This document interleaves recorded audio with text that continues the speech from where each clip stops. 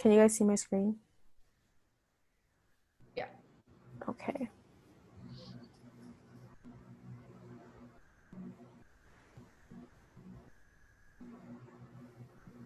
Okay, so this is our project for our new title for Las Meninas, Mirrored Permeability. Slide. Okay, so the initial analysis of Las Meninas, kind of right off the bat, Velasquez really does an excellent job of putting the viewer in this painting, really using that art of perspective that was really, built upon after the last 200 years prior in painting, kind of with a central focal point in the room with all connected lines, which would argue that point just above the Infanta Maria's head. Another noteworthy aspect too for the painting, it really in a way kind of pays tribute to an extent to Jan van Eyck's The Arnolfini portrait, which is really in a way done in one particular way, really by the mirror on the back wall with the reflection of Philip IV and Mariana, really kind of signifies that that Jan van Eyck piece quite well. And given that the whole duality perspective of either you are supposed to be the people in the mirror, or it's kind of like you yourself, you're just outside the view of the mirror, really quite an excellent way of really adding a more personal touch, so to speak, for the viewer. Another noteworthy characteristic as well are the figures painted. Instead of just focusing solely on the royalty, Velasquez includes himself along with the Meninas, the dwarves, maid, really kind of a more really inclusive painting, kind of going beyond the bounds of this one figure focal point of the painting and going beyond just a regular portrait. And another thing too, quite interesting, especially the Infanta Maria and Velasquez, kind of looking right at you, really giving, adding to that level of personality and how you're in essence in Velasquez's studio.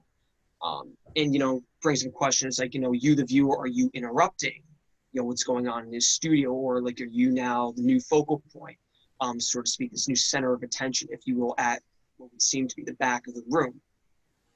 Kind of all of that, the deep, personal connection to it, the mirror reflecting the figures, and the inclusion of all of these arguably behind the scenes characters for the royal family, is really kind of the basis of our argument for our new title in bringing Las Meninas into the modern age.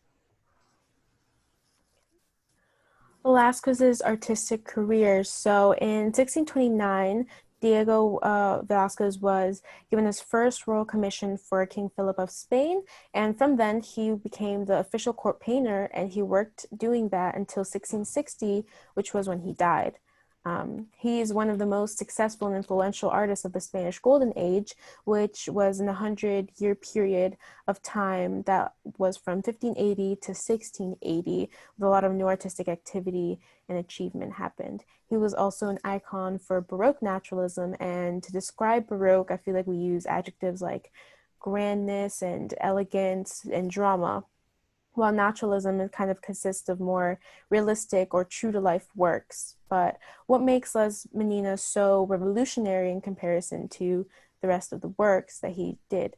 I like to compare it to the Triumph of Bacchus, or Los Borrachos, which was made in 1628 to 1629.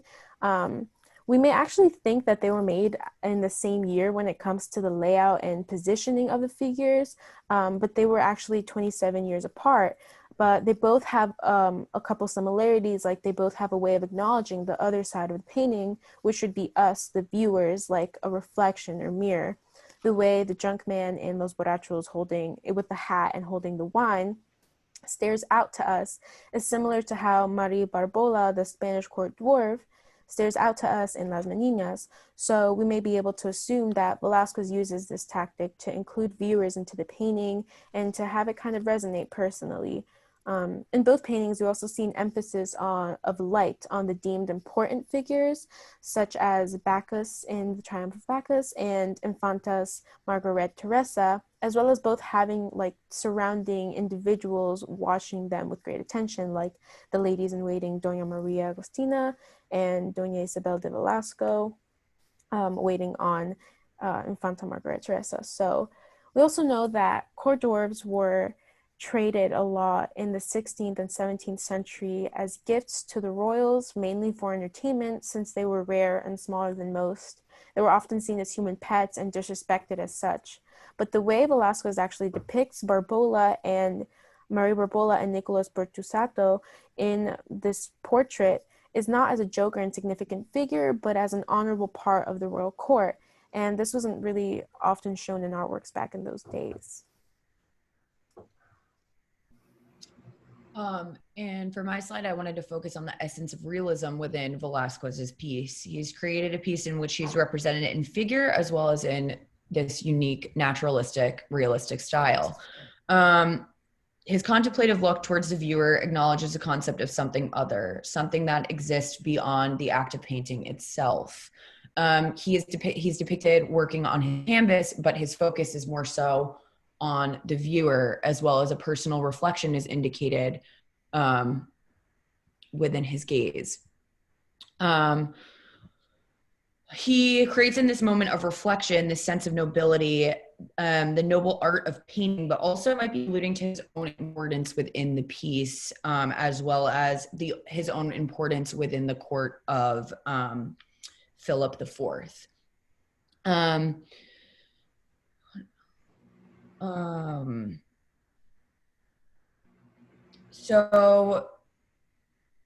Velasquez further asserts his artistic individuality by obscuring the lines of nobility, by incorporating not only himself in the work, but by incorporating members of the staff who would make up a less conventional, cohesive family unit.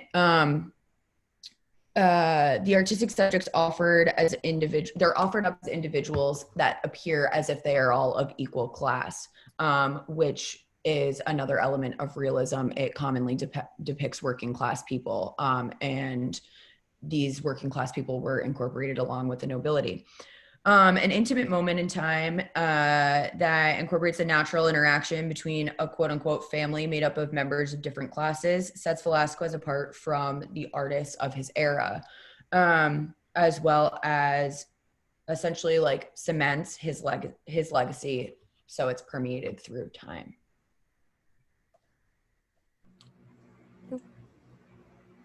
Much of the royal household staff is pictured in this composition, so much so that it has been described as a family portrait. And that creates the theme of inclusion that can be translated into our modern society.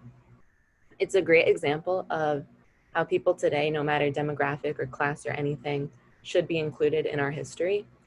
And we chose the new title for Las Meninas to be Mirrored Permeability because this painting relates to the past and the present, and because the viewers are included in this painting in a way. The mirror in the background of the painting is positioned so that it looks like it is reflecting the image of the figure looking at the painting, namely the King and Queen of Spain. But since we view the painting from the same position, it's like we are included in that composition as well. It is reflecting how even after all this time, the painting is still including everyone who looks at it, and everyone who looks at it is transported back to that time, creating a two-way effect of permeability that is reflected from painting onto viewer and vice versa. Velasquez's painting has made a big impact on many artists, so much so that there are now many different versions of it. And each time an artist recreates Velasquez's Las Meninas, the painting is brought into more modern times. And these interpretations help Velasquez's work live on in modern times. Okay, here's our works cited page. Sorry. Okay.